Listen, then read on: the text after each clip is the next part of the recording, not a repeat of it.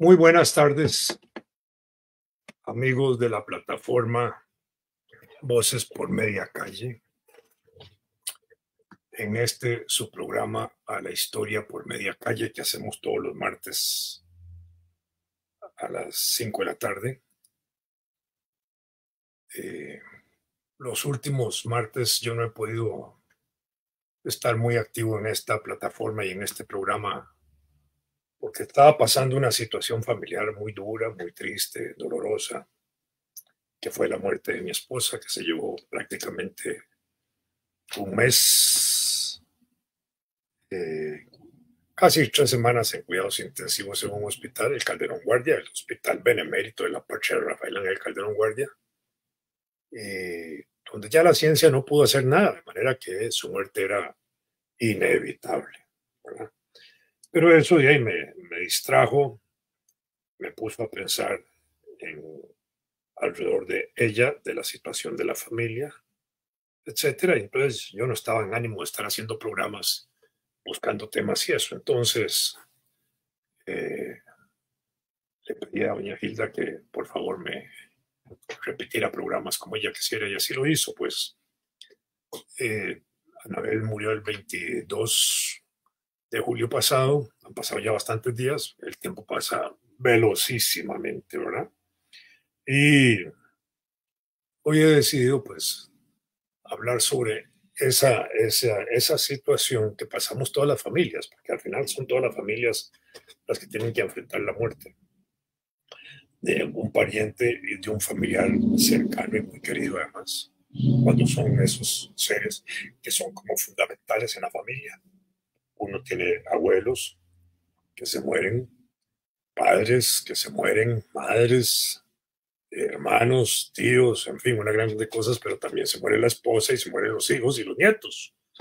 Y dependiendo de esas circunstancias, pueden producir más dolor, más desgarre emocional, en fin, dependiendo también de cómo uno valore la muerte y cómo uno esté preparado para ella, etcétera. Entonces, esto es así. Hoy quisiera hablar de Anabel. Anabel Picado Lago se llamaba mi esposa. Tenía 72 años, yo tengo 78, de manera que de esos 72 años de ella vivió conmigo 52 y yo también, por supuesto, con ella, de manera que yo viví casi 2/3 partes de mi vida con ella y ella más de la mitad de la suya. Entonces, esto es interesante porque a veces uno no tiene las dimensiones de los tiempos con que pasa con una persona y todo lo que se puede hacer en ese tiempo compartido, para decirlo de esa manera, porque uno comparte tiempo. Sobre todo si es un tiempo compartido dichosamente, afectivamente bien, con planes y proyectos comunes, no solo criándose uno como pareja, sino también creando niños, hijos y después contribuyendo a crear nietos. De manera que eso es lo que constituye esos núcleos familiares. Eh, a mí me dolieron, por ejemplo, mucho las abuelas cuando se murieron, la materna y la paterna, porque yo tenía muy buena relación con ellas. El abuelo paterno yo lo conocí de los nietos de la Cruz, soy yo el único que lo conoció porque yo tenía 2 años cuando se murió. Tengo fotos con él y soy el único que también tengo fotos con él, porque los otros primillos míos, nietos de mi abuelo, no habían nacido. ¿Eh? Pero, y tengo una leve imagen de él y trato de hacer recuerdos, sinceramente, trato de recordar la escena de la foto donde él me tiene en sus brazos en una terraza de la casa donde vivía con mi abuela. Y he llegado casi a sentirlo. Quizás si uno se pone a hacer un esfuerzo emocional, mental, psicológico, en fin, de un esfuerzo extraordinario, eso puede ser que uno llegue a percibir esa, esa particularidad de sentirse en los brazos del abuelo, como en el caso mío, porque tengo la foto y sé que estaba ahí, pero y he llegado casi a ese momento. Lo que pasa es que, bueno, no he llegado, pero de vez en cuando trato de revivirlo y de recrearlo. ¿Verdad? ¿Por qué? Porque del abuelo tengo una buena imagen, por lo que contaba mi abuela. Era un buen hombre, trabajador, muy responsable, todo ese tipo de cosas. ¿Verdad? Y a mí me metieron un segundo nombre, Manuel, Manuel Vladimir, justamente por Manuel, mi abuelo. ¿Verdad? Entonces yo arrastro a mi abuelo, y ni modo, así es. Después de mis primos solo hay otro que tiene el Manuel. Entonces, por ahí, eres un hijo de mi tío Rafael. Entonces los demás no repiten el nombre del abuelo porque ya no eran personajes cercanos a ellos. De mis abuelas, paterna Carmen, repite nombres en una hermana mía, por ejemplo, ¿verdad? Que yo recuerde, en mis primas casi no se repite Carmen. Y después, en el lado de mi abuela Ofelia, la abuela materna, creo que nadie repite el nombre Ofelia, porque además es un personaje trágico, como mi misma abuela decía, de esas obras de Shakespeare. Entonces, como que a ella misma no le gustaba ser la Ofelia de Shakespeare, pero en todo caso, esas son las cosas con que uno está ahí. Y digo estas cosas porque eran temas que yo conversaba con mis abuelas y tema que ellas también trataban. Y el otro abuelo, el materno, se murió cuando que tenía yo 20 años. Y lo recuerdo como un hombre bonito, agradable, fino, cariñoso, pero no era ese abuelo juguetón. Yo no jugué con ese abuelo mío.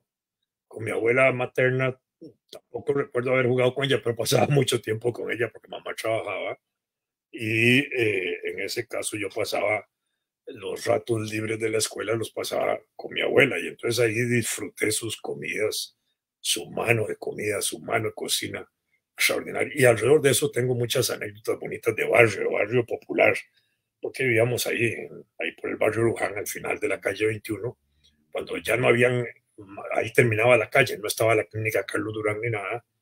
Y las últimas casitas de esa zona, unas enfrente de otras, yendo hacia el sur, a mano derecha estaba mi abuela, y a la par de las casitas, a la casita de mi abuela, habían otras casitas pequeñas, sencillas, que compartían con una cerca nada más, patios atrás. Pero de esa etapa recuerdo, por ejemplo, cómo entre las casas colindantes, entre la de mi abuela y la que estaba a la par, a veces las señoras, mi abuela y la señora a la par, intercambiaban o se colaboraban con productos que producían ahí en el patio. Perejil, tomates y otras cosas que se producían ahí, se intercambiaban, se conectaban y nadie se cobraba esas cosas, era parte bonita de la familia. Entonces yo viví con esa experiencia y aprendí esa solidaridad que había entre las viejas familias. Y cuando uno vive esas experiencias, uno entiende la riqueza de lo que es una sociedad solidaria, donde la gente se colabora en las cosas que puede colaborar y se apoya en las cosas que pueden necesitar, sin cobrarla, sin facturarla, ¿verdad? Igual viví la época en que en las pulperías habían libretas y la gente iba a pagar ahí afiado, digámoslo así, y se apuntaba en la libreta. Y puedo asegurar que esas libretas eran honradas en el uso, nadie alteraba el precio, esas libretas las guardaba el pulpero, y probablemente la gente sabía lo que había pagado y también apuntaba para después cotejar, pero yo nunca vi ese cotejamiento de cuentas, nada más sencillamente se iba a pagar el pulpero, se le decía cuánto le debo, el pulpero hacía tanto me debe, entonces pasaban una raya, apuntaban lo que se pagaba, si se cancelaba toda la deuda o si todavía quedaba un poquillo a saldo y ahí seguía. Bueno, esa era la Costa Rica de hace 60 años, 65 años, por ahí, 70 años atrás. Eso me acuerdo perfectamente. Bueno, entonces, esa parte, digamos, rica de la experiencia también tenía que ver con historias relacionadas de familia. Y la muerte, por ejemplo, era un tema que en muchas familias era un tabú hablar de la muerte, por supuesto, porque es un acto que puede producir dolor, puede producir a veces angustia, sufrimientos, etcétera. Pero en otras familias puede ser un tema normal de hablar. En mi familia materna, por ejemplo, la muerte se veía, digamos, como una amiga, para decirlo de esa forma, porque mi abuela materna era creyente en Dios y creyente en Cristo. No era muy partidaria de la iglesia ni de los sacerdotes. Al contrario, la otra abuela, la paterna, era muy creyente en Dios y en Cristo también, pero católica, ferviente católica, y entonces era de iglesias y de curas. Mi otra abuela, nada de curas ni de iglesia. Entonces yo me crié con esos dos mundos, ¿verdad? Pero en el caso de mi abuela materna, el paso a la muerte no era irse al cielo o al infierno, era para ella irse a otra vida, que la consideraba más plena, más de luz, porque ella también estudiaba, digamos, rosacrucismo y estudiaba teosofía, y entonces tenía un concepto, digamos, especial de la muerte. Era como una superación del ser humano y un estado de luz y de felicidad. Y creyendo en Dios y en Cristo, también creía en esa otra existencia de energía, de luz, de vitalidad. Incluso cuando ella eh, ya en algún momento me dice que a ella le gustaría que justamente en el momento de su muerte se le hiciera una foto de su cuerpo porque ella sentía que ahí se iba a desprender esa luz, esa energía. Bueno, en eso yo no la pude satisfacer porque ella murió en un hospital. Cuando nos avisaron, había fallecido. Entonces una tía mía y yo fuimos los que acudimos al hospital para vestirla y prepararla. Pero yo me quedé con esa tranca, digamos, para mí, de que no le pude cumplir a la abuela ese deseo que ella tenía de mostrarnos a nosotros, porque no era para ella. Bueno, supongamos que ella creía en ese estado de energía y que de alguna manera suspendida sobre su cuerpo iba a verse retratada, supongo yo, pero no se veía, por supuesto, de esa forma. Y tampoco nos pudo demostrar que así era, porque ya cuando nosotros llegamos varias horas después al hospital, después de que nos avisaron, ya esa situación de desprendimiento de la energía en la opinión de mi abuelita ya no se producía, tenía que ser casi al instante de la muerte, casi en el momento de la muerte. Bueno, entonces yo me crié sin miedo a la muerte. Mamá estudió microbiología, es una ciencia, y como científica tampoco le tenía miedo a la muerte, para ella era un proceso natural. Yo empecé a desarrollarme en esa parte de la vida donde la muerte no era para mí nada más que una transformación de la materia y, eh, y ya, no pasaba más. Con mi abuelita, incluso fue muy interesante la abuelita materna porque amenazada por un tío mío, digo amenazada entre comillas, de que le iba a llevar a una iglesia, optó por hacer un testamento donde disponía de su entierro y dijo, para garantizar, ¿no? Y para la administración de mi entierro declaro, establezco que sea mi nieto, Vladimir de la Cruz, el que lo administre. Y con eso ella garantizaba que no le iban a llegar a la iglesia ni le iban a hacer oficios religiosos como ella quería, ¿verdad? Porque mi tío le decía, ¿qué va a decir la gente si no le hacemos oficios religiosos? Y mi abuela dijo, ¿qué me importa lo que diga la gente? No es el problema mío. Yo creo en lo que creo que voy a estar feliz y los que están ahí en la vela deben estar felices, así decía ella, y así lo dispuso en su testamento, y que hubiera música alegre porque ella creía en esa otra vida superior. Y todo eso se le cumplió, ¿verdad? Bueno, esto para señalar eso, porque esto es importante, cumplir, digamos, las, uh, las peticiones de una persona sobre su fallecimiento o sobre su muerte, porque en el cumplimiento de esas peticiones se respeta a esas personas. Si una persona no quiere oficios religiosos, hay que respetarlo. Si quiere oficios religiosos, hay que respetarlo. ¿Por qué? Porque eran sus creencias. Mamá no creía en esas cosas, no hubo oficios religiosos. Mi suegra creía en oficios religiosos, se le hicieron oficios religiosos. Murió en mi casa también. Se le trajo sacerdote a la casa. Eh, un hermano de mi señora murió en mi casa, se le trajo un sacerdote.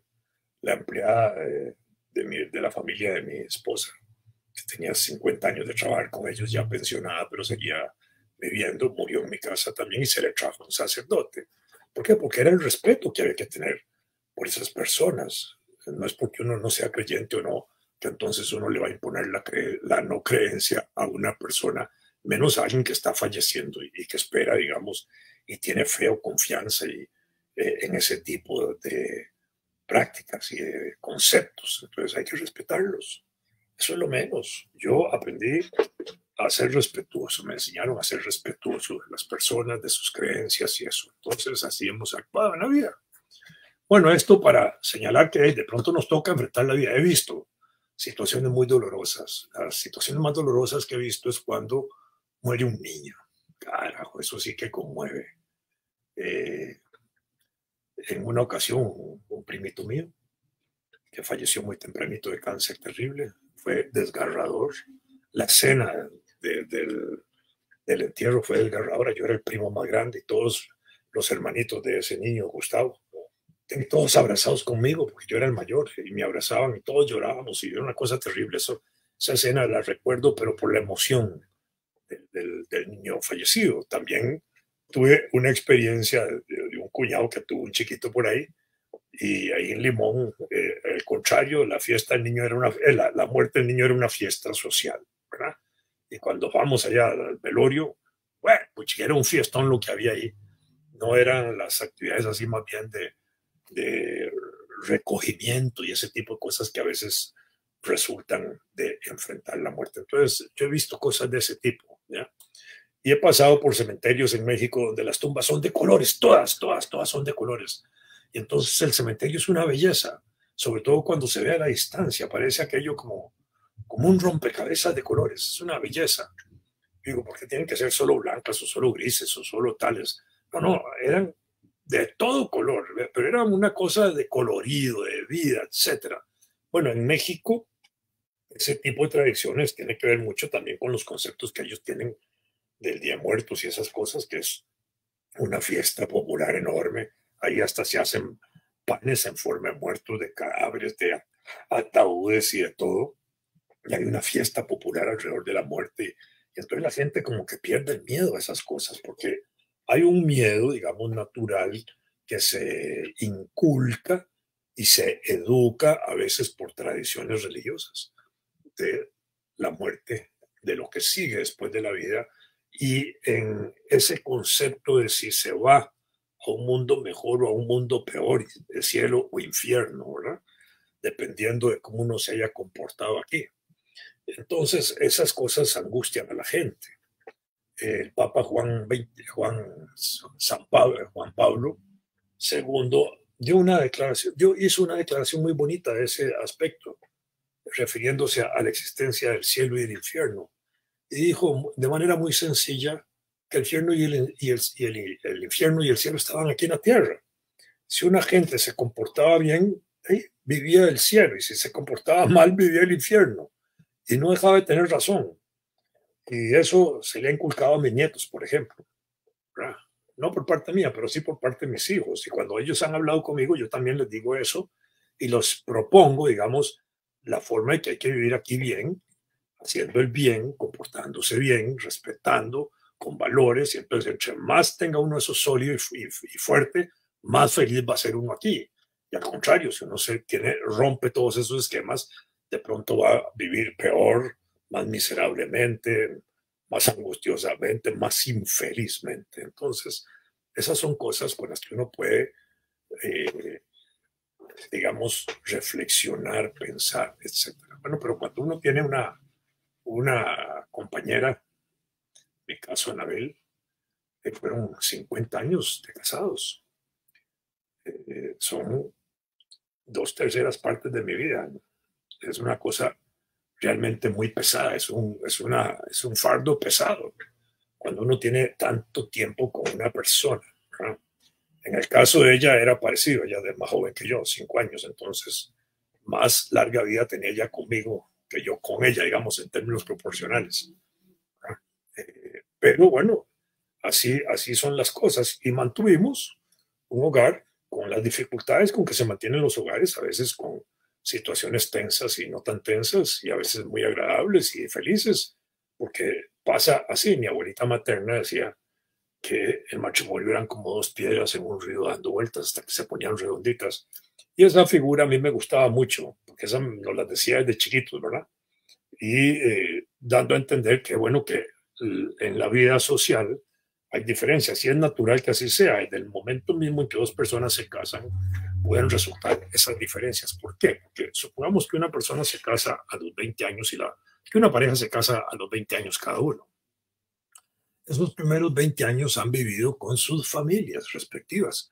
Con esas familias han desarrollado hábitos, costumbres, tradiciones, sentimientos, han desarrollado valores de respeto, de honestidad, de qué podemos decir más, de puntualidad, de, en fin, de amar y adorar, digámoslo de esa forma, a los más viejos de la familia, como me enseñaron a mí, y de respetarlos y tenerlos como grandes árboles y troncos de la familia, ¿verdad?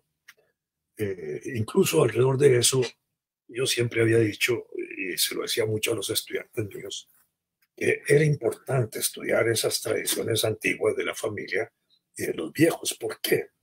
Porque yo me crié en ambas familias, la materna y la paterna, con esa relación hacia el pasado, de valorar a los abuelos y a los bisabuelos, y de hablar de ellos, y de ver cómo vivieron y cómo trabajaban, con qué honestidad, con qué honradez, con qué principios morales vivían, ¿verdad? En ese sentido. Y entonces uno terminaba valorando a esos seres humanos, que eran los bisabuelos y los abuelos, y uno decía, si estos seres humanos son tan buenos como empieza uno a entenderlos y quererlos, uno tenía, de ahí le pasaban el otro brinco. Entonces, si la familia mía tenía esos valores, también nos enseñaban que las otras familias también tenían esos mismos abuelos y bisabuelos y que también debían ser tan buenos como los nuestros. Entonces uno aprendía a respetar a esas otras familias y a los viejos de esas familias. En los barrios en que yo viví, así nos enseñaron a nosotros. Entonces, cuando uno aprende a que si la familia de uno vale, porque valen sus antepasados y nos han inculcado valores transmitidos a nuestros padres y de ellos a nosotros, entonces, y la otra familia era igual, al final todos valemos. Entonces, ¿qué es lo mejor de Costa Rica? Y los costarricenses, cuando nos valoramos de esa forma, todos tenemos un valor y todos tenemos un valor que se enriquece o que se nutre de esas relaciones familiares cuando son poderosas, sólidas, fuertes en ese sentido. Y bueno, ya así fue. Y cuando ya me tocó a mí desempeñarme como padre, ya enseñamos esos valores. Respetos a los abuelos en primer lugar, a los bisabuelos, cuando había bisabuelos, todos mis hijos conocieron bisabuelos, que fue importante. Eh, en el caso mío, una abuela, mi madre, que era una mujer joven, que jugaba con los niños, ¿verdad? Y además no los cuidaba. La mamá de mi esposa, maestra, no era juguetona como era mi madre, ni mucho menos, a pesar de que era maestra y podía tener prácticas educativas, era más rígida para eso, no estaba acostumbrada a ese tipo de relación. Pero bueno, pero ahí fue una mujer especialísima para el cuidado de nuestros niños y al final nuestros niños le enriquecieron a ella también formas de vida que quizás ella no había practicado por razones muy especiales. Ella era de origen salvadoreño, había sido huérfana, se había quedado con tías, tal vez no había desarrollado una relación familiar íntima y cercana como se desarrollan a veces las relaciones de madres y hijos, o de padres e hijos, sino con tías. Entonces, a la larga habían distancias, entonces no desarrolló muchos lazos afectivos, pero terminaba siendo una mujer afectiva. Y mis hijos contribuyeron mucho en esa afectividad de ella. ¿Por qué? Porque nosotros enseñamos a abrazar, a besar a los abuelos por todo lado. Y ella al final fue cediendo y con todos los nietillos que siguieron, pues se fue desenvolviéndose ya con ese cariño extraordinario que le podía brotar como mujer, como madre, como dadora de vida, que es muy importante. Entonces, por ahí esas cosas fueron, ¿verdad? Eh, entonces, uno se enfrenta a la muerte de muchas circunstancias y particularidades, ¿verdad? La muerte siempre ha sido un enigma desde las culturas antiguas. Yo no voy a hablar de esa parte porque podría entretenerme mucho tiempo hablando de esas cosas, pero siempre ha habido una situación de respeto por los muertos y de conservación de los muertos y de trascendencia de los muertos. Todo eso ha existido en el pasado. Nuestros indígenas antiguos, cuando llegó Cristóbal Colón, por ejemplo, ahí a la zona atlántica en septiembre de 1502 y visita la aldea ahí después de pasar unos días en el buque sin haberse bajado a tierra, cuando ya baja y va a conocer uno de los ranchos que había y que era un rancho gigante donde habían ciento y pico de personas viviendo y habían como 5 o 6 familias ahí. Entre eso, dice Cristóbal Colón que había un cadáver, que lo estaban preparando y haciéndole un montón de cosas ahí para conservarlo. ¿Por qué? Porque había un culto por la muerte, había una idea de trascendencia de ese cadáver. Para eso existían cierto tipo de chamanes y de suquias y psicopompos, que era, creo, el que se encargaba de transmutar, digamos, de llevar la supuesta alma de ese indígena muerto a la trascendencia. Entonces todo eso tenía su explicación de esas formas. Y independientemente de que no eran católicos en ese momento, tenían ideas de trascendencia en la vida. Entonces, esto para entender eso. Por supuesto que la ciencia médica no se había desarrollado a profundidad en una época y en esas situaciones particulares muchas veces se cometían situaciones dolorosas, angustiantes y duras de aceptar, que era la posibilidad de enterrar a una persona muerta, una persona viva. ¿Por qué? Porque podían entrar en estados catatónicos las personas, que son estados donde casi no se sienten los signos vitales y las personas en ese estado parecen ser muertas o estar muertas. Entonces los enterraban, ¿okay?, siguiendo las tradiciones en tierra, enterraban, de meter en tierra, ¿verdad? Generalmente en cajas, a veces los enterraban directo envueltos en sábanas y eso, pero los que enterraban en cajas después se daban cuenta de que algunos de esos podían estar vivos al momento de ser enterrados. Ya enterrados, estas personas se despertaban dentro de las cajas, terminaban pegando gritos y arañando las cajas por todo lado y ahí se terminaban muertos ahí en la caja. Por alguna razón especial abrían la caja o porque habían oído algo, un ruido, lo que fuera, y encontraban los arañazos y ese tipo de cosas, con lo que se evidenciaba que se habían muerto en vida, ¿verdad? Es decir, los habían enterrado vivos. Después, para evitar estos asuntos, en algunas prácticas de sepulturas hicieron una especie de mecatito que metían desde el ataúd hacia la superficie, amarrado a una campanilla, para que si el muerto en esas condiciones, el muerto entre comillas, se despertaba, salía de su estado catatónico, agarrara el mecatillo, lo moviera ya desesperadamente y arriba sonaba la campana, ¿verdad? Y por supuesto, al ruido de la campana llegaban y lo sacaban. Por eso existe el refrán y lo salvó la campana, ¿verdad? Esto para entender ese tipo de particularidades.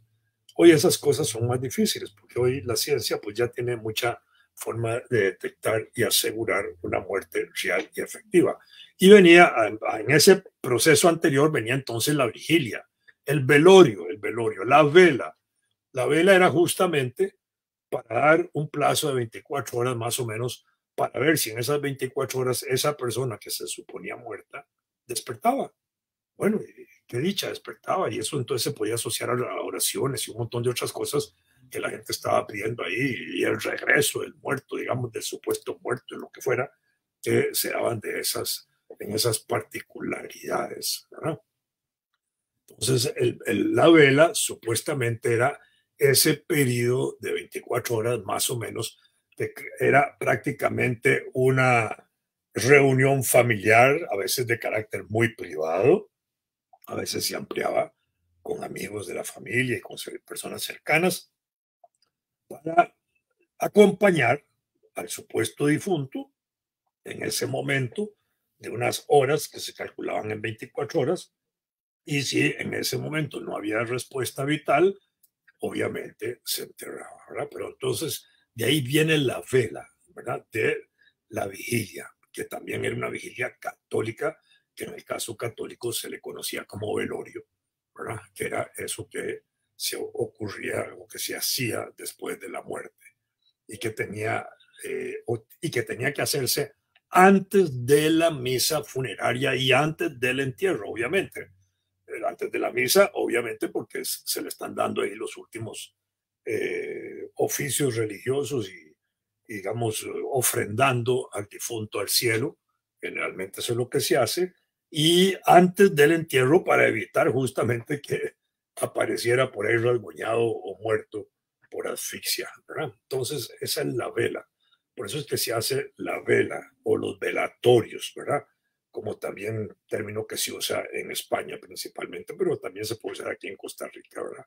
Velorio, velatorio, vela, que son las cosas, ¿verdad? Que se hacen en ese sentido. A veces cuesta mucho, yo que conozco los términos, me cuesta mucho usarlos porque sea a lo que corresponden y entonces digo, no es una vela porque ya en el caso de mi señora estaba bien muerta, no había nada que hacer, la ciencia ya había resuelto todo lo que había que entender de esa cosa y no había manera de solución médico-científica de que pudiera regresar a la vida y entonces ya estaba bien clara la definición en ese sentido, ¿verdad? Entonces, en ese tanto a mí me costaba mucho a la hora de anunciar el fallecimiento de mi esposa, ¿verdad? Siempre hacíamos una vela pensando que iba a levantarse o cosas así, porque no iba a hacer, ¿verdad? Entonces, lo que hicimos nada más fue comunicar que su cuerpo iba a estar en una funeraria, punto, y hasta ahí llegamos, no pusimos vela, yo no puse vela para evitar el término ese que yo sí conocía, digamos, su historia y cómo se había empleado en ese sentido, ¿verdad? Y además porque hoy se acostumbra que a esa actividad final pues se invita no solo a los familiares directos, a los indirectos, a los cercanos y a los lejanos, sino también a los amigos, colegas, trabajadores, toda la gente que estuvo alrededor del fallecido o la fallecida, para que puedan ir a ver o expresar, digamos, sus sentimientos frente a ella o ante sus familiares. Antes se acostumbraba a tener los cuerpos expuestos, ¿verdad? Abrían el ataúd y ahí estaba el hombre totalmente expuesto, la mujer expuesta, bien arregladito, ya listo para su depósito en tierra, como era antes, ¿verdad? Eso también se fue cerrando y ahora cada vez menos se exhibe, digamos, al fallecido, aunque siguen existiendo esas costumbres de abrir el ataúd para el último despido, digamos, ¿verdad? Esto es interesante decirlo también. Mi esposa fue patóloga. Los patólogos tienen que ver justamente con esos procesos de la vida y de la muerte. Son personas que pueden precisar si una persona se va a morir y hasta pueden casi calcular el tiempo de vida que les queda de acuerdo a los análisis científicos que hacen de tejidos dañados por alguna infección, por algún virus, por alguna patología especial.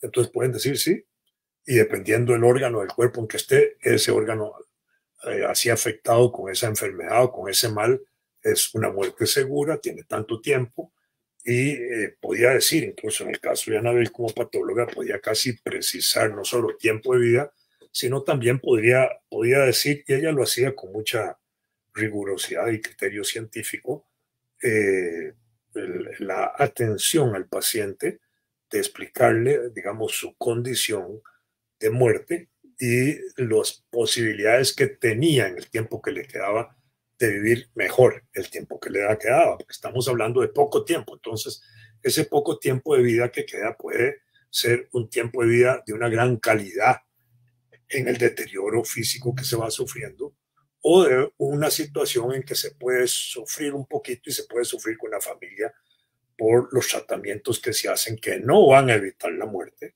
pero que van a estar incomodando al paciente o al enfermo. Bueno, Anabel tenía eh, entre sus cualidades como una maravillosa forma de explicarle al enfermo y a sus parientes sus condiciones, sus posibilidades de vida y la mejor atención posible en calidad de vida de lo que le quedaba a esos pacientes. Y generalmente convencía a las familias para que no hicieran un procedimiento posterior que podría ser traumático, como meter ahí químicos o alguna cosa para tratar de sostener un poco más la vida.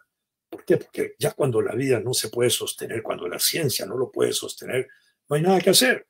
Entonces hay que procurar también la mejor calidad de vida para esos momentos finales, ¿verdad? Esto lo digo porque ella era así, y así actuaba, y así trabajaba, y así explicaba las cosas. Tenía, digamos, a su virtud y a su práctica médico-científica condiciones excepcionales porque era muy buena en su campo. Y entonces, cuando ella trabajaba en su campo, también se rodeaba de médicos muy buenos que pensaban igual que ella y lograban sacar pacientes, mantener pacientes con vida muchos años y con muchos años, aún con males muy diagnosticados, muy fuertes. ¿Por qué? Porque habían buenos tratamientos, habían primero buenos diagnósticos de enfermedad y después buenos tratamientos y buenos médicos y además pacientes que se entregaban en, en atender las instrucciones que les daban los médicos, ¿verdad? Entonces eso ayuda mucho y nadie intervenía ahí, no habían terceros opinando, sino que eso se hacía con gran profesionalidad, ¿verdad?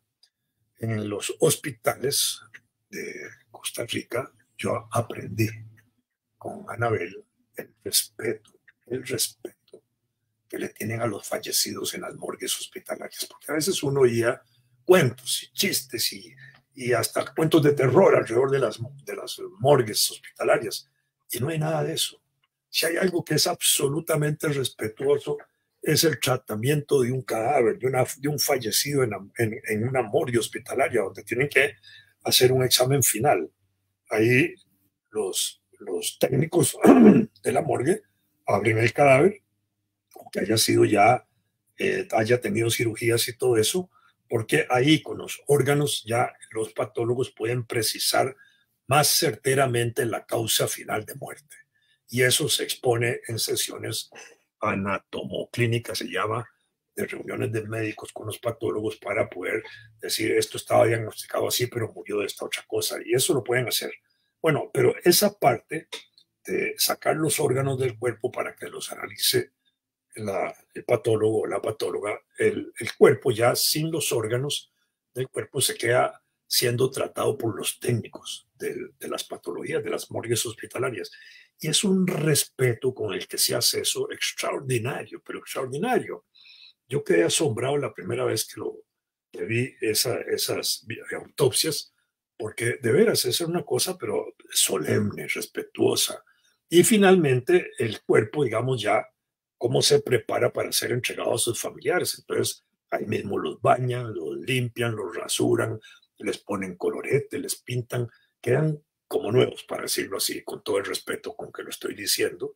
Y además les ponen ahora hasta una goma en los labios, que es un pegamento para que la boca no se desencaje y no se abra. Entonces quedan perfectos, ¿verdad? Bueno, digo esto porque yo pude ver a mi esposa también en esas condiciones y la dejaron perfecta.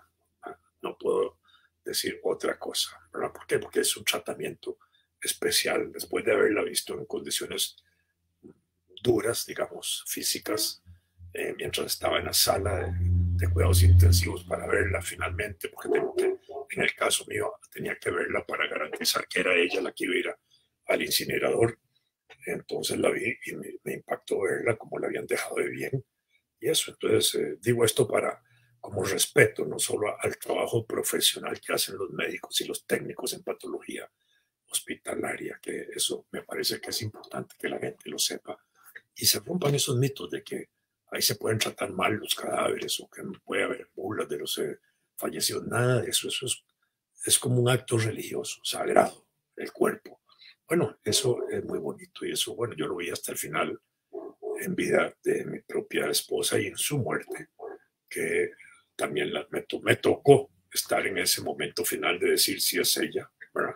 Procedan y ya arreglada debidamente.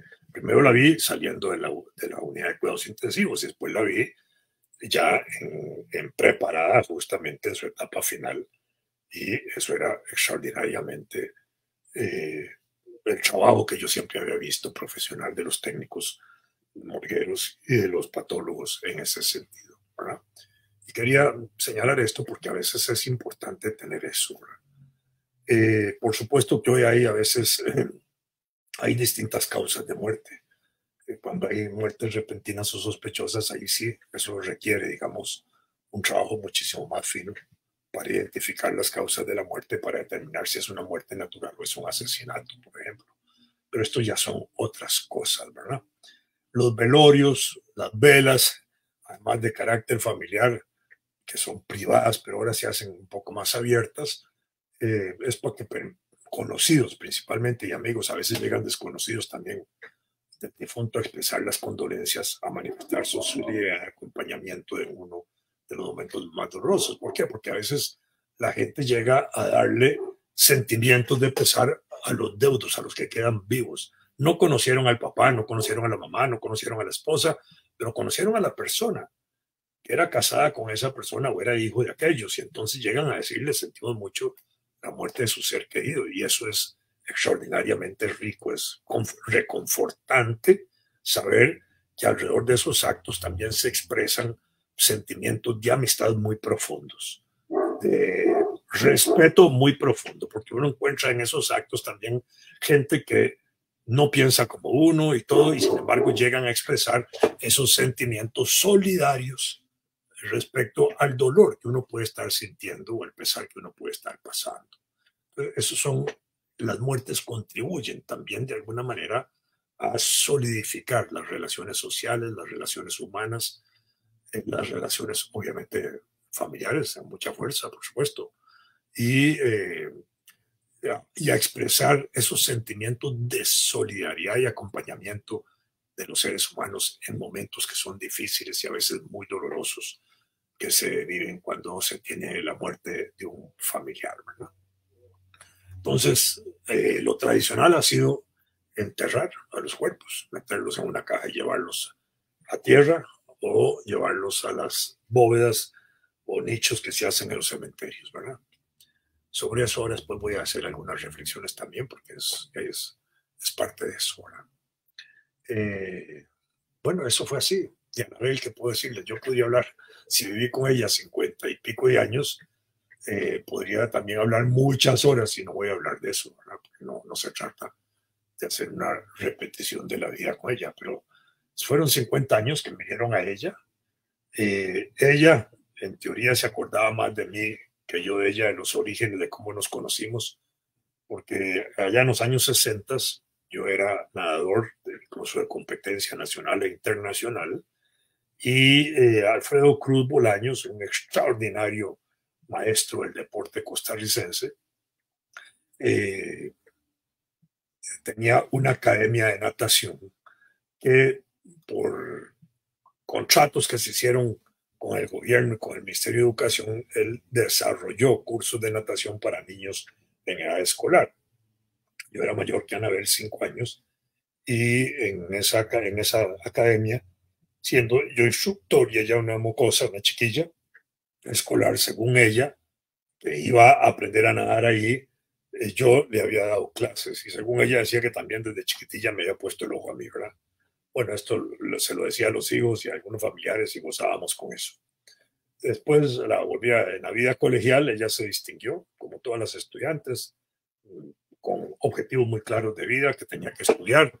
Le habían inculcado eso, su papá era médico, su mamá era una maestra, y le habían inculcado el estudio como un factor importante de oportunidad y posibilidad de progresar y de superación. Y entonces ella pues, estaba en el estudio, eh, como estudiante, vivió experiencias bonitas.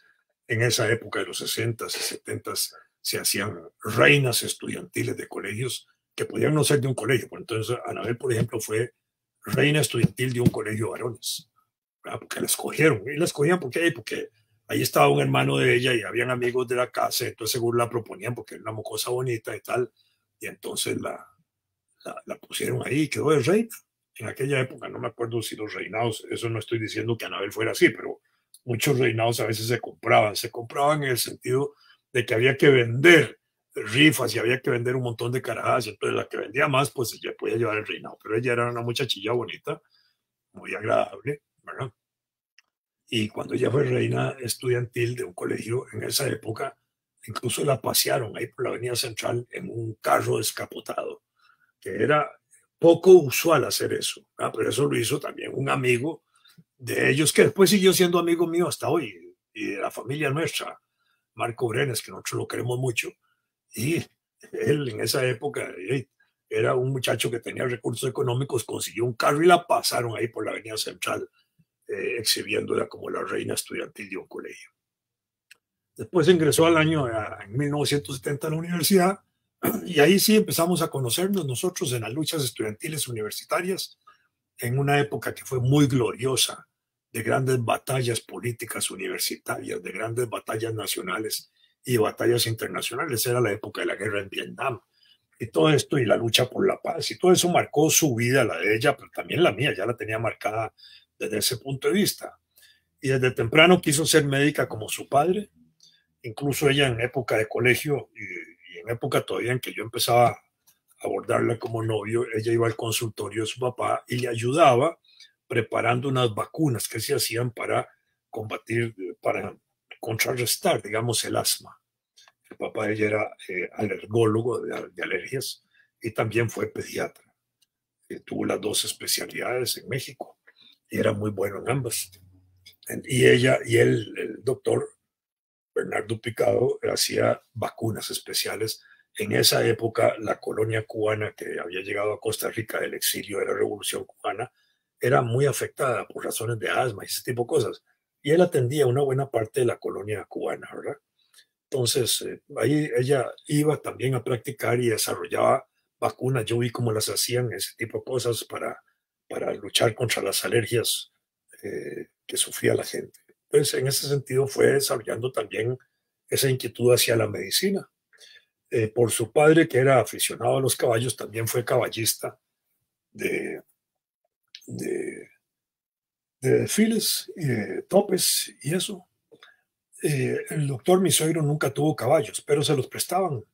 Ahí en Barba habían grandes caballistas que le prestaban los caballos, ellos eran de Barba, y entonces así participaba Anabel en cabalgatas, topes, y en un tope participó a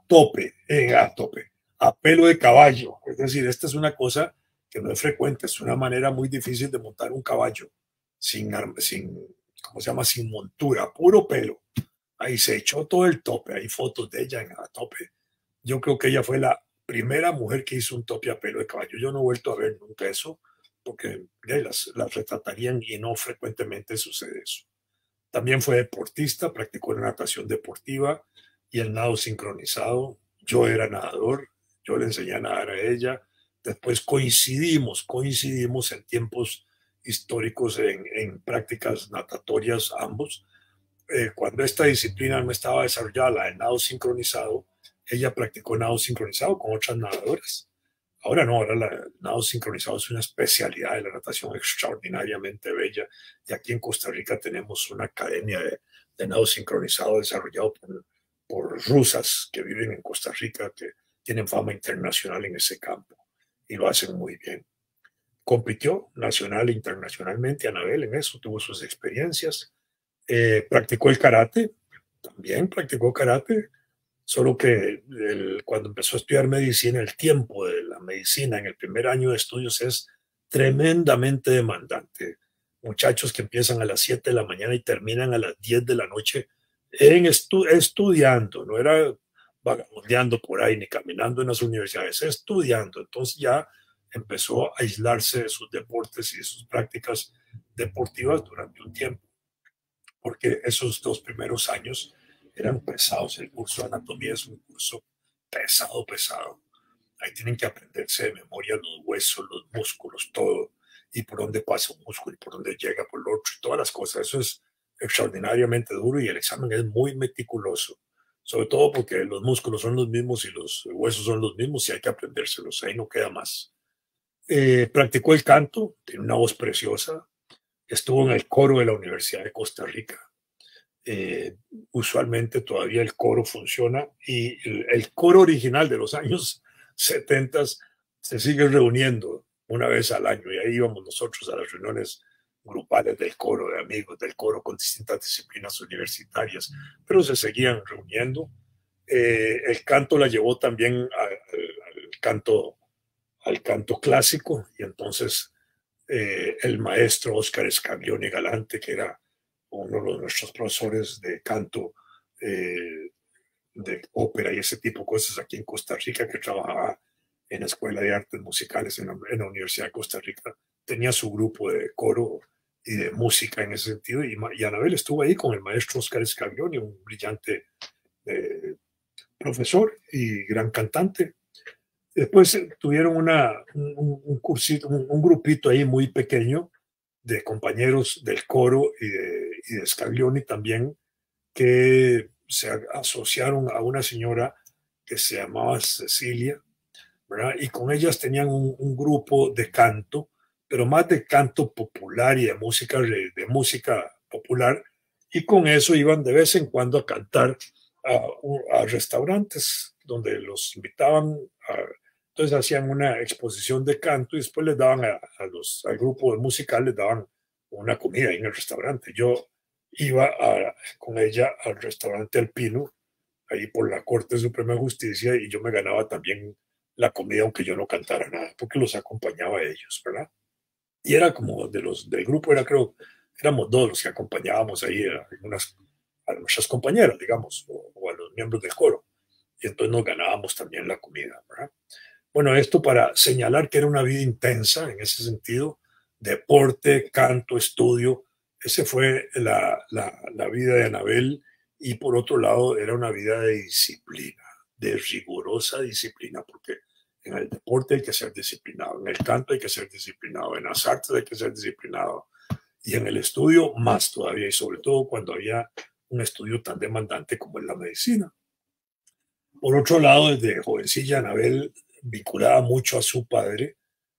Su papá la llevaba al Centro de Cultura Hispánica, que era un centro que había ahí en la ciudad de San José, asociado a la Embajada de España, muy importante, donde desarrollaban grandes actividades culturales y cursos, daban cursos de cultura. Y ella iba de jovencilla ahí acompañando al Tata, que era un hombre muy inquieto en ese sentido, y eso le marcó a ella caminos literarios, gustos literarios, gustos de lectura, fascinación por la lectura. Se hizo una gran lectora, muy disciplinada. Rajaba con que ella se había leído casi toda la biblioteca del colegio, según ella, pero bueno, digamos que bastantes libros pudo haber leído, cierto. Ya casada conmigo, yo la metí en otras áreas literarias de literatura. Entre ellos la presenté a un escritor que ya había fallecido, pero le presenté sus libros, Francisco Herrera Luque. Este es un maravilloso escritor venezolano, médico, él, psiquiatra, y además había sido embajador en México y en otros lugares. Y Herrera Luca eran unos tipos que conocía mejor la historia de Venezuela y la logró expresar literariamente. Entonces la obra de Herrera Luque, Anabel la empezó a conocer a través mío y le gustó y se enamoró de Herrera Luque, lo conocía a profundidad. Incluso cuando yo fui embajador en Venezuela, los embajadores tenemos que entregar cartas credenciales que se llaman, que son los documentos por los cuales se nos acredita como embajadores ante un gobierno, y el gobierno recibe esas cartas credenciales a mano. Yo tengo que entregárselas al presidente a mano, en sobres sellados que van debidamente lacrados y todo. Y cuando nos va a recibir el presidente Hugo Chávez Frías en Venezuela, en el Palacio de Miraflores, nosotros nunca habíamos estado ahí, ni ella ni yo, y íbamos entrando ahí acompañados del entonces vicecanciller Francisco Arias Cárdenas, que era el papá en esos mismos días del embajador de Venezuela aquí en Costa Rica, un muchachillo joven que estaba aquí de embajador. Y en ese sentido, íbamos nosotros ahí con Arias Cárdenas, unos a la par de Anabel a un lado y yo al otro lado. Y Anabel, a medida que íbamos avanzando en el edificio, le iba diciendo, esto es tal cosa, y esto es allá, y por aquí y por allá. Y le iba describiendo el edificio y hasta los monumentos que habían ahí internos. Y llegó a un punto en que Arias Cárdenas le dice, pero dígame una cosa, ¿ustedes han estado aquí antes? Yo digo, no, yo nunca, y ella tampoco. Y entonces, ¿usted por qué conoce tanto de este edificio y detalles? Le digo, porque yo he leído la obra de Herrera Luque, y le mencionó uno de los libros, entre otras cosas, y eso hizo que el vicecanciller en ese momento nos dijera que después de la presentación de credenciales nos iba a hacer un recorrido por el palacio. Y efectivamente nos hizo un recorrido privado ahí por unas áreas del palacio como para conocerlo en las cosas que Anabel decía y para reafirmar, digamos, lo que ya Anabel conocía del palacio. Y ese fue un gesto que nosotros se lo agradecimos mucho. El canciller Arias Cárdenas había sido gobernador de Maracaibo, ya gobernador chavista de Maracaibo, y en Maracaibo vivía mi familia paterna, porque en 1948 mi familia fue dividida por la guerra. Papá tuvo que irse, papá era dirigente comunista, tuvo que irse a Venezuela y no pudo regresar. Y mamá tampoco pudo irse detrás de papá porque yo enfermé gravemente, yo tenía 2 años y la plata que había para el viaje, pues se la comió mi enfermedad y finalmente terminaron divorciándose y papá enamorándose de una venezolana que me dio 6 hijos. Bueno, esos hijos se desarrollaron ahí en Maracaibo. Y en Maracaibo, uno de mis hermanos, Arturo, fue uno de los hombres de confianza del gobernador Arias Cárdenas. Entonces yo tenía ya un vínculo indirecto con el vicecanciller por esa razón, ¿verdad? Y eso facilitó mi entrada a Venezuela cuando yo llegué como embajador. Entre otras, igual fue importante el vínculo que había tenido mi padre con José Vicente Rangel, uno de los periodistas más distinguidos de Venezuela, más respetados por todos los sectores políticos, fundador del movimiento hacia el socialismo, del MAS venezolano, y que había sido canciller de Hugo Chávez y después fue ministro de Defensa de Hugo Chávez, que fue el segundo ministro en todo el siglo XX que era civil en Venezuela, civil de las armas, es decir, jefe del ejército, pero un civil, no era un militar.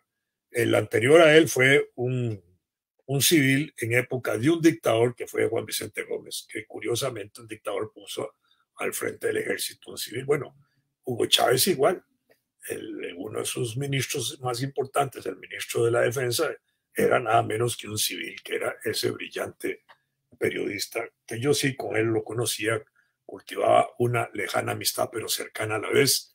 Cuando yo llegué a Venezuela, a los 8 días me estaba invitando él al aniversario 78 de su cumpleaños, sin que yo lo hubiera ido a saludar, ni mucho menos, me mandó la invitación sabiendo que yo ya estaba ahí.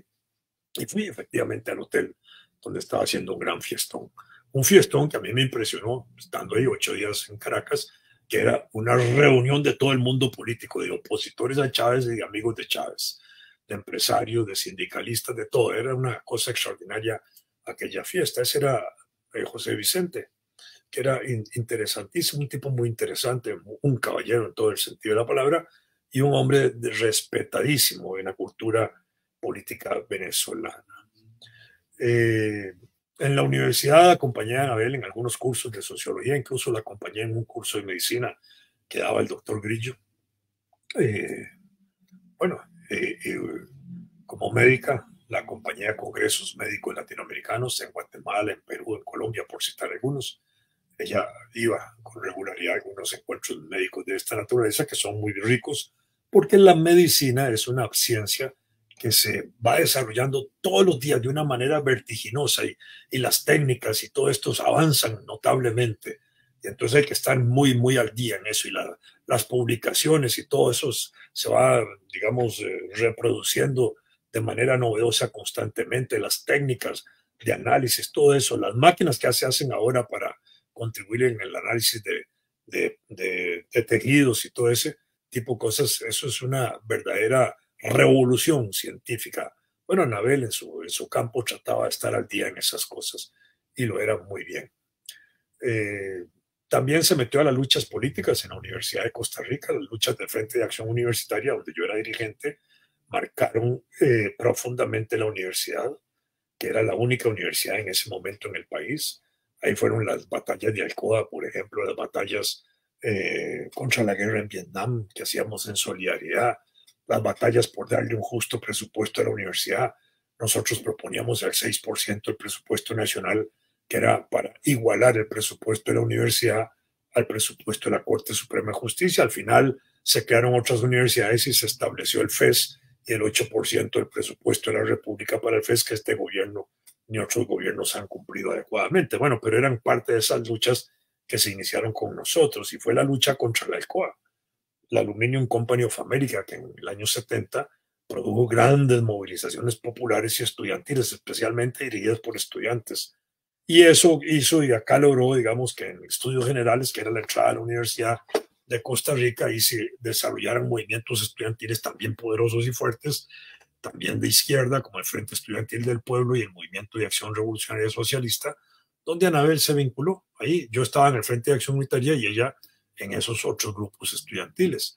Después siguieron los años de militancia política, ella se vinculó al Partido Socialista Costarricense y más tarde, a finales del siglo pasado y principios de este, me acompañó a mí en Fuerza Democrática, donde se constituyó en un bastión muy importante de apoyo en las tres campañas presidenciales que tuvimos, tres campañas presidenciales.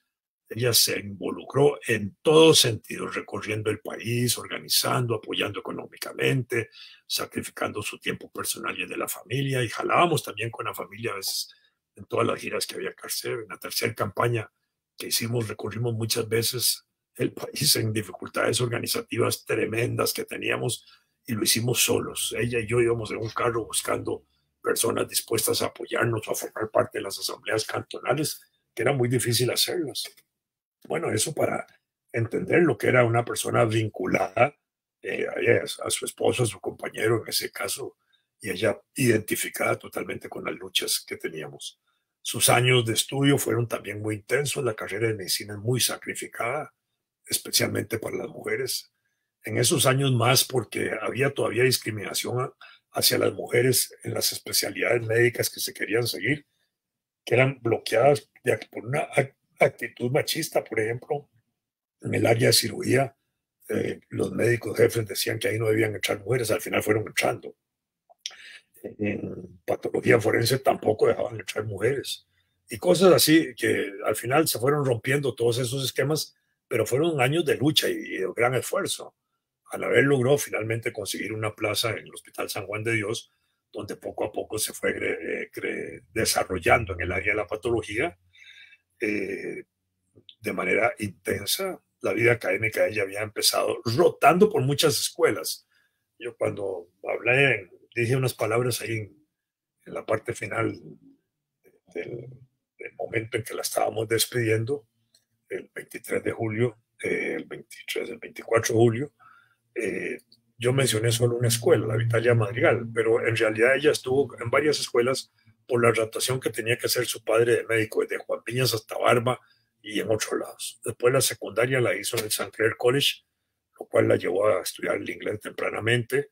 Los estudios superiores los hizo en la Universidad de Costa Rica, los estudios de residencia médica y de posgrado los hizo en el Hospital San Juan de Dios, con una brillante carrera de 40 años como especialista en anatomía patológica, una de las áreas más fascinantes de la medicina para mí.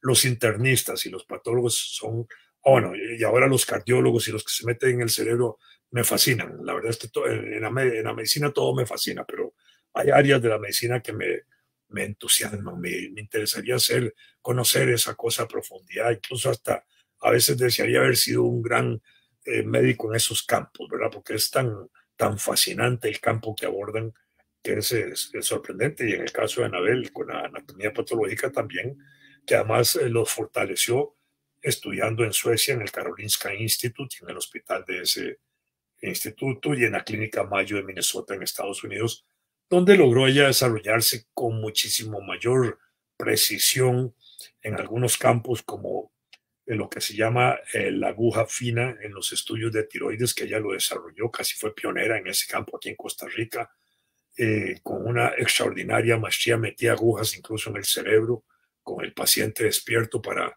extraer ahí tejido o alguna muestra que permitiera determinar un tipo de cáncer. Había cosas que eran verdaderamente sorprendentes en ese sentido, en el trabajo que ella hacía.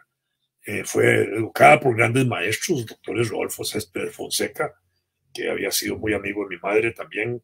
Yo lo conocí desde esa época, después porque fui compañero de su hijo, también Rodolfo Céspedes, Rodrigo Céspedes, que fue compañero mío en el colegio, del doctor Jorge Salas, que un brillante eh, médico especializado en cáncer gástrico, que después terminó los últimos 10 años de su vida trabajando para Anabel en el laboratorio que Anabel tuvo privado. Maynor Vargas, uno de sus maestros, Juan José Segura, otro de sus maestros, Flora Mierner, Jorge Pisa, y podía citar otros, Bunker y otros que por ahí existieron, que de una u otra manera le contribuyeron a formarse como gran patóloga ¿verdad? Y que le ayudaron también prácticas y disciplinas en la precisión y la certeza diagnóstica, que eso es muy importante. Bueno, esos fueron parte de los méritos de ella. De eso ella sacó como parte de su formación ser segura en los diagnósticos. Esa era una de las cosas más importantes que ella tenía. Ella no dudaba de un diagnóstico de ellos, porque después se encontró ella en la práctica hospitalaria que los patólogos que venían después en las generaciones posteriores tenían dictámenes que eran dudosos, que puede ser tal cosa o tal otra, y que no, Anabel era, pum, de una vez iba al grano en lo que ella creía que era y con resultados siempre positivos de lo que era. Incluso cuando ella tenía dudas de un resultado, enviaba a cuenta propia de ella la pieza médica que estaba en análisis a la clínica Mayo o al Karolinska Institut en Suecia, a sus doctores, a sus maestros allá, para que le analizaran esas muestras que ella había hecho y que había diagnosticado, y siempre le dieron la razón. No recuerdo nunca un solo caso que le hubieran dicho, doctora, se equivocó, no es esto, sino que es esto otro. Eso nunca sucedió. Siempre le afirmaron los resultados que ella tenía, aun cuando otros médicos aquí podían tener dudas sobre eso. Bueno, así era ella, era precisa, una científica extraordinaria. En una campaña electoral, una periodista, en la campaña del 98, una periodista que después se hizo muy amiga, eh, pensando que ella podía ser primera dama si yo ganaba la República. Le dijo, ¿y usted qué piensa hacer como primera dama? Y entonces ella le dijo, Ana le contestó, no, Vladimir puede poner ahí a una amiga, a una tía, a la mamá, a una prima, a la persona que quiera, porque si yo voy de primera dama, pierde más el país.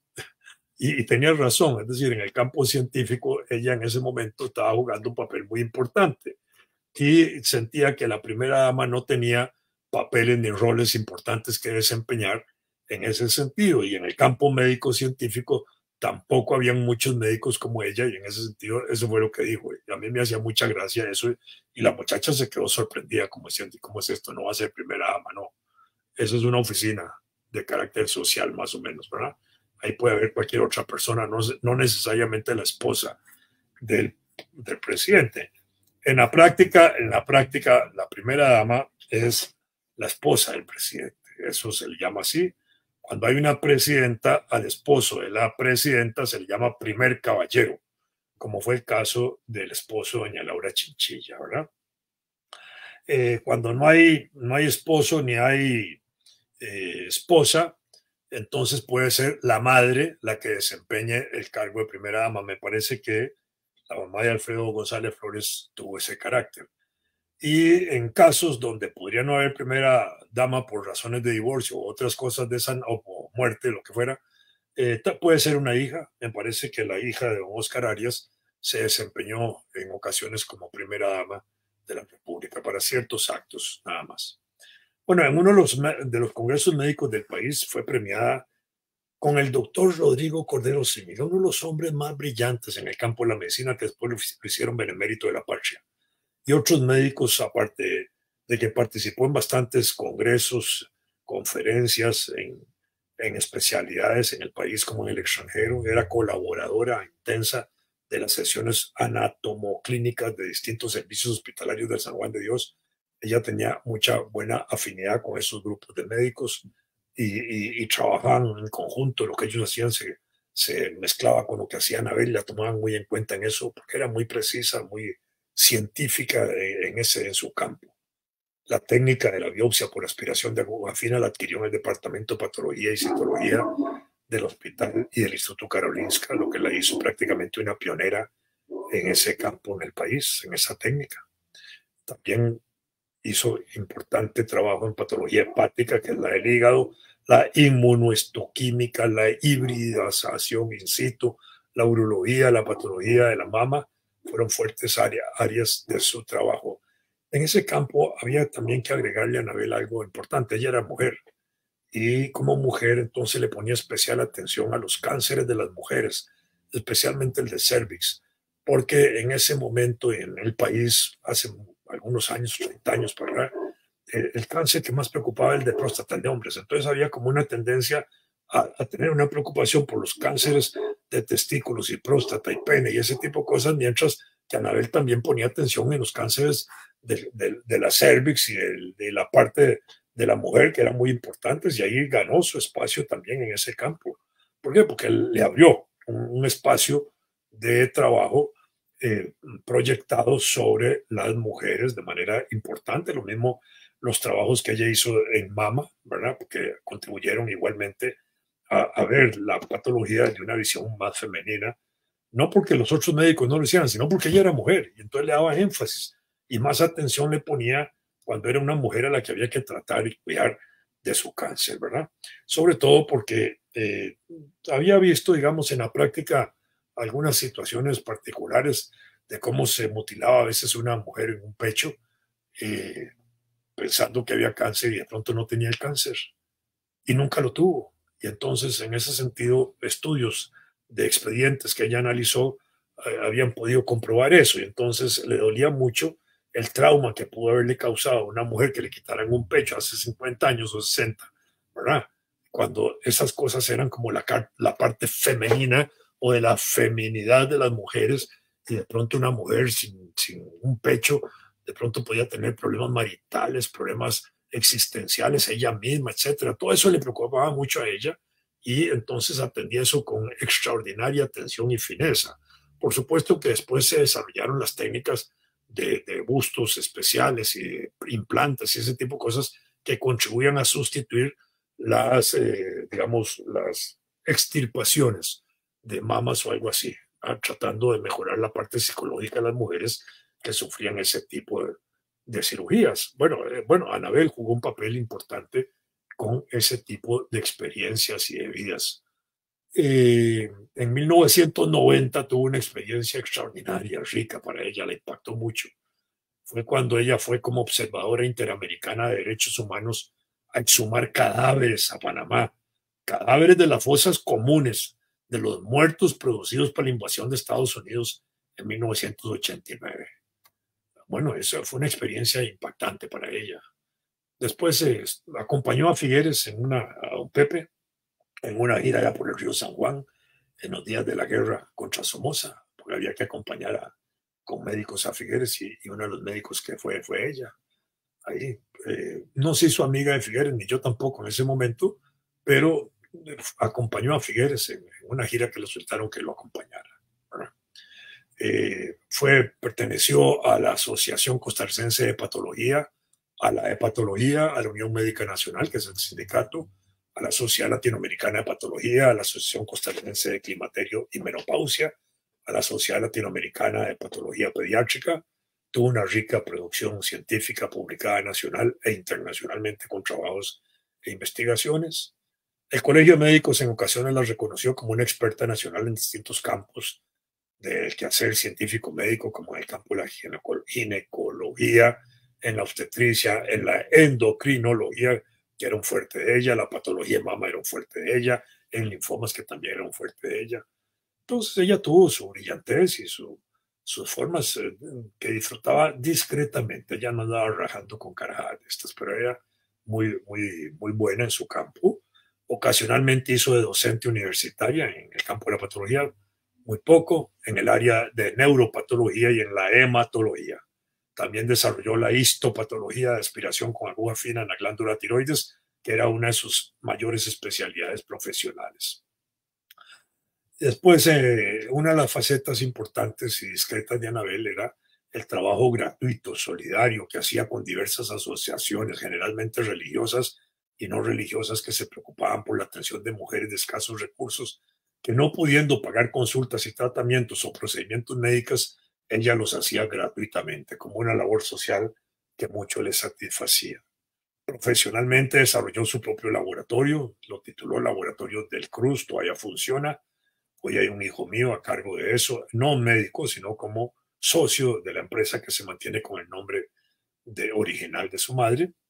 Como emprendedora se podría afirmar que fue muy audaz, tenaz, responsable y exitosa en una época en que el emprendedurismo no tocaba mucho a las mujeres, ni se les daba pelota ni se anunciaban.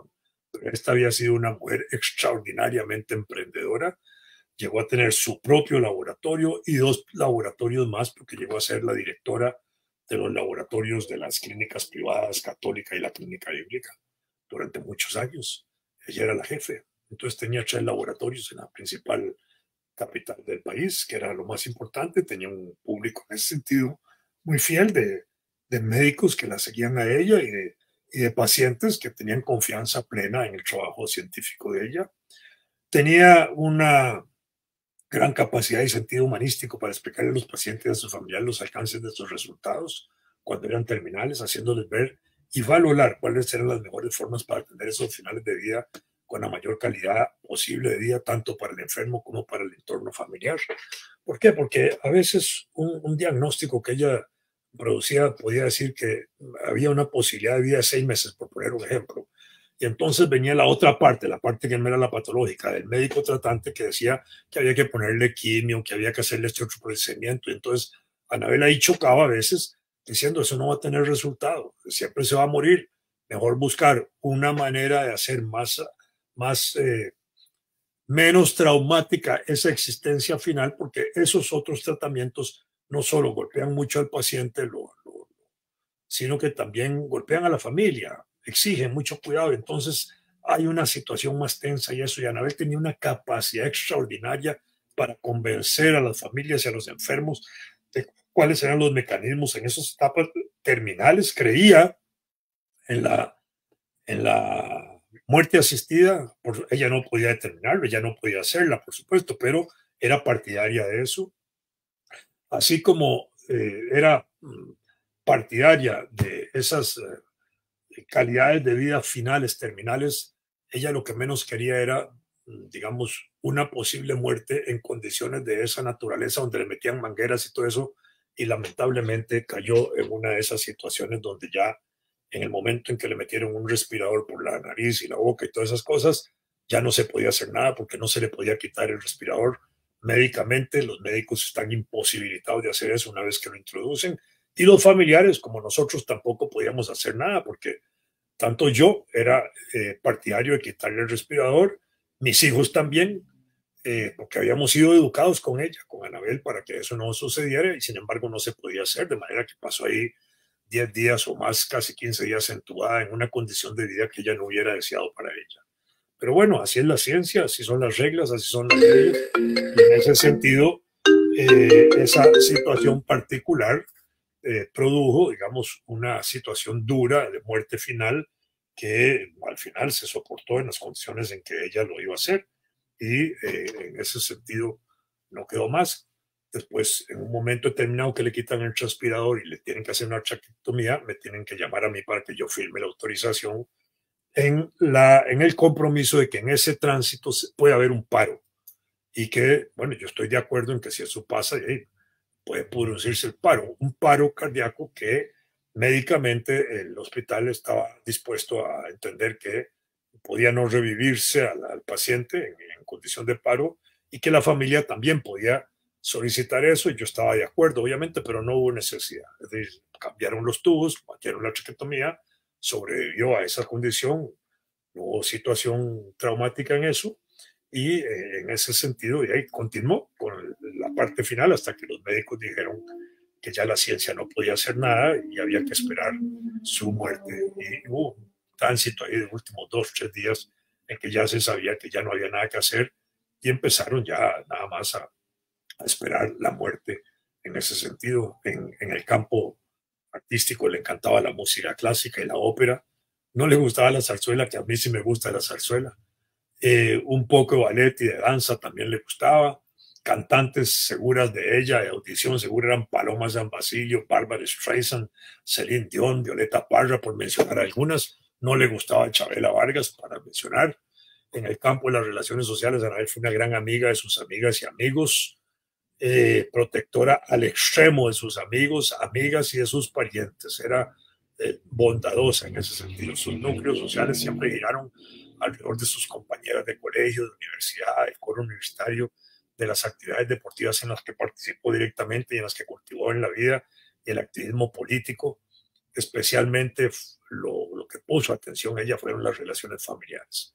Como hija, fue excelente protectora de su padre y de su madre, de su abuelita paterna, que le tocó conocerla cuando vivió con ellos, cuando vivimos al lado de ellos, porque nosotros vivimos en una época a la par de mis suegros, y ahí estaba todavía doña Trina, la abuelita de ella. Era una mujer ya vieja, con poca memoria. Yo tuve ocasión de aprovechar parte de su memoria para hablar de los años 30 en la parte de Barba de Heredia, donde algunos datos me dio, pero iba deteriorándose en ese sentido. Murió de vieja nada más, no murió con Alzheimer ni nada, murió de vieja. Permanente a todas horas de la atención, en atención a, a sus familiares, era de regular visita a la casa de sus padres. Eso era religioso, era como ir a misa. Había que estar ahí, había que irlos a ver, había que almorzar con ellos, comer con ellos, había que atenderlos, salir con ellos. Esos lazos familiares eran fuertes y esos lazos se transmitieron a los hijos de manera poderosa, y todos nuestros hijos hoy son poderosos en esas relaciones, todos están ahí pendientes de ellos. Ahora que Anabel falta en esta casa, todos mis hijos están ahí pendientes de lo que yo hago, más bien sosteniéndome, a ver cómo me sostengo. En fin, los nietos ahí están todos preocupados de si estoy solo o no estoy solo, etcétera. Esa parte se enriqueció, digamos, con esa práctica que también cultivó Anabel en los propios hijos, que tradujeron esa experiencia de vida a sus propios hijos, nuestros nietos, y alrededor de eso hay un verdadero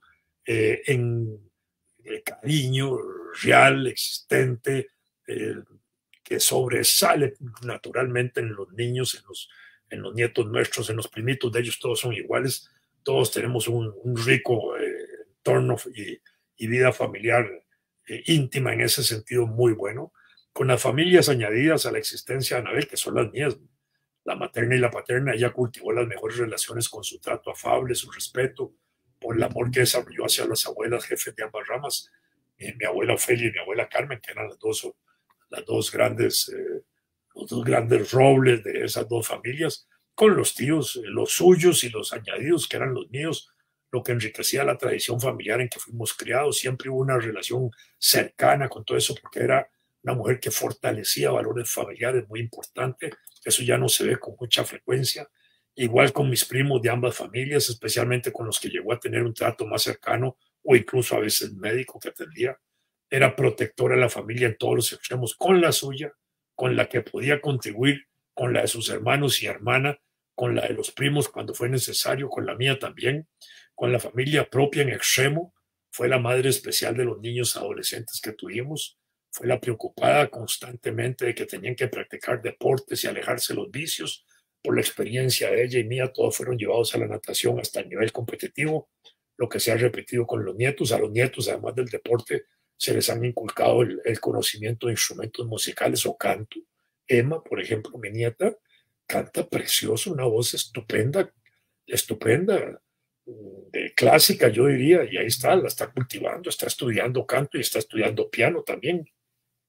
La otra nieta estudia piano y es maravillosa. Todos hacen deporte, natación, tenis, en fin, de distintos tipos de deporte. Uno de ellos es ajedrecista, que también ha competido regionalmente, ahí en Escazú competía, André, etcétera. Todos tienen la práctica del deporte y el estudio como un elemento también para alejarse, digámoslo así, de las prácticas de drogas o ese tipo de cosas o ese tipo de valores, ¿verdad? El elemento clave como madre fue el cultivo de valores familiares, de afecto, de respeto, de admiración por los parientes mayores, culto a los mayores, culto a los parientes mayores, a los viejos, a los abuelos. Eso es lo que enseñábamos, porque esa es una forma de aprender a respetar a toda la familia, de integración familiar, de honradez, de honestidad, de comunicación. Esto fue muy importante en la formación de los muchachos que criamos nosotros. La comunicación, el respeto a las opiniones e ideas. Desde chiquititos se les respetaban sus ideas, sus opiniones, sus gustos y sus preferencias. Y sobre todo se les enseñó a decir la verdad. De manera que cuando ellos hablaban, uno sabía que estaban diciendo la verdad.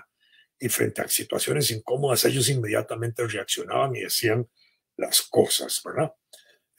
A respetar las opiniones de los niños, a tratarlos como personas pequeñas, no como objetos, ni como nenes ahí, que no son personas, como cosas ahí en la casa, no eran personas, personitas, para decirlo con ese diminutivo.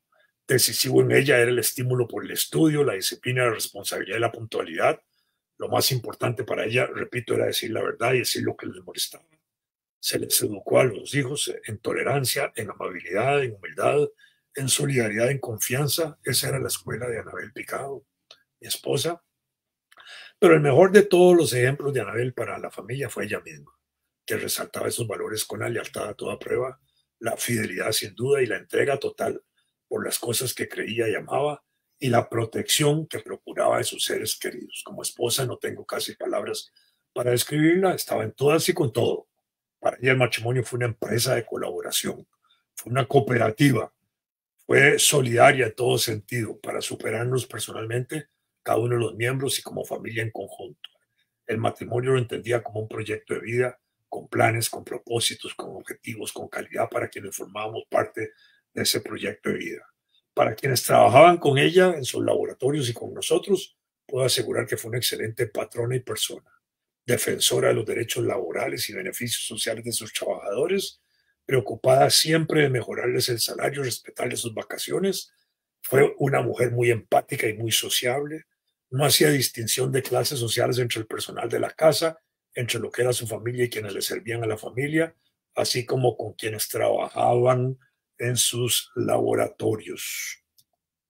Para mí fue la esposa entregada en todo, la amiga, la crítica cuando tenía que hacerlo, y era dura en esa crítica si algo no le gustaba, estaba al tanto de los acontecimientos políticos, era ilimitada en esos acontecimientos políticos. En los últimos meses que pasó más en la cama, pasaba viendo los noticieros y le encantaba porque entonces era la que me informaba a mí o me llamaba para ver alguna noticia o para compartir alguna noticia internacional, lo que fuera. Era ilimitada en su amor, desprendimientos y apoyo en lo que emprendíamos juntos y como familia. Estimulaba siempre la superación personal, profesional y laboral. Para ella, los padres, los hermanos, los hijos y los nietos eran su mejor tesoro. Adoraba a todos sus hijos, nietos y nietas. Por ellos su vida hubiera dado y en vida dio todo lo que pudo y estaba a su alcance por ellos. Después de su familia, el estudio y el trabajo eran su principal atención y preocupación. Y en todo esto sus fortalezas fueron siempre la honradez, la honestidad, la tolerancia, el respeto, el amor, hacer las cosas que emprendía y hacerlas lo mejor posible, a no dejar tareas inconclusas.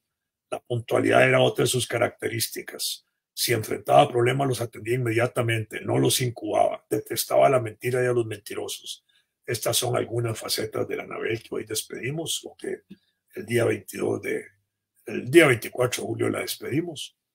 Despedimos una gran mujer, una gran hija, una gran hermana, una gran esposa, una gran madre, una gran abuela, una gran médica, una patóloga excepcional, una gran amiga, sobre todo una gran costarricense preocupada siempre por los grandes problemas sociales y políticos del país y de pensar en cómo resolverlos de la mejor forma en beneficio de las grandes mayorías sociales. Y despedimos sobre todo a una gran mujer, a un gran ser humano y especialmente a una buena persona. Esto es importante. Los detalles relacionados con el sepelio y eso, ¿qué podría decirle yo? Ella dejó organizado eso para que con un fondo al que ella cotizaba de la Caja del Seguro Social se cubrieran su sepelio. Yo quedé decepcionado de eso, no porque no se hubiera cubierto, por supuesto que el fondo ese cubrió el gasto fundamental del sepelio. Lo que me dio la sensación es que esos fondos que se pactan entre las funerarias y esas asociaciones de fondos son totalmente amarrados, es decir, van ya amarrados para un gran negocio. Por ejemplo, el punto era que cuando estábamos ahí viendo a ver qué iba a cubrir el costo, entonces meten una esquela de la funeraria. Yo dije, no, porque eso es una esquela de la funeraria. Si es propaganda de la funeraria, que la pague la funeraria, pues no van a poner ahí que la funeraria tal despide a Anabel. No, no, eso no se canceló. Eso abarató incluso el costo, que tampoco teníamos que pagarlo nosotros, lo pagaba el fondo. Pero me parecía absurdo que eso estuviera la familia haciéndole propaganda a una funeraria en una esquela. Me parecía que eso era corrupto, para decirlo de esa manera. Y esa fue la sensación que me produjo por las formas en que nos explicaron a nosotros eso. Lo que me dio a entender es que habían verdaderos negocios alrededor de esos contratos funerarios entre sociedades mutualistas y funerarias. Es verdaderamente, eh, bueno, me decepcionó mucho la forma como nos trataron en eso, ¿verdad? y por supuesto, y después en el entierro, en la parte del depósito de los restos de Anabel, ella quería ser cremada, fue cremada, quería ser depositada en la fosa de su padre. Allí hace pocos meses habíamos depositado a uno de sus hermanos, a Gustavo Antonio, a Tony, y en una que había sido cremado, habíamos metido ahí ¿cómo se llama? Una cajita con los restos. Y no había manera de meter ahí a Anabel en ese sentido. Ella quería estar en ese lugar con su padre y no había manera porque había que esperar 5 años para que pasaran de estancia los restos de su hermano ahí, que eran cenizas, no era un cuerpo que se iba a descomponer, lo cual era absurdo totalmente. Entonces hubo que depositarla en otra de las fosas de la cripta familiar que ellos tenían. Y eso me pareció también muy malo del cementerio porque no había razón para haber obstaculizado el deseo de Anabel en ese sentido. Bueno, ya lo tendremos presente. Cuando se cumpla el tiempo la pondremos en su lugar. Bueno, eso es parte de las cosas que giran alrededor de estos detalles. He querido hablar hoy de esta situación porque me parece que es importante entender lo que es la vida de una persona, los valores que tiene y porque de distintas maneras todas las personas valemos. Todas las personas tenemos ese valor. Les dije que yo fui educado en esa tradición de ver las familias con valores, por los valores de nuestros abuelos y nuestros bisabuelos, y nos enseñaron que si la familia de nosotros valía, valía de la par, y la de la par, y la de la par, y que todas las familias valían, y que lo mejor de Costa Rica éramos todos los costarricenses. Muy buenas noches.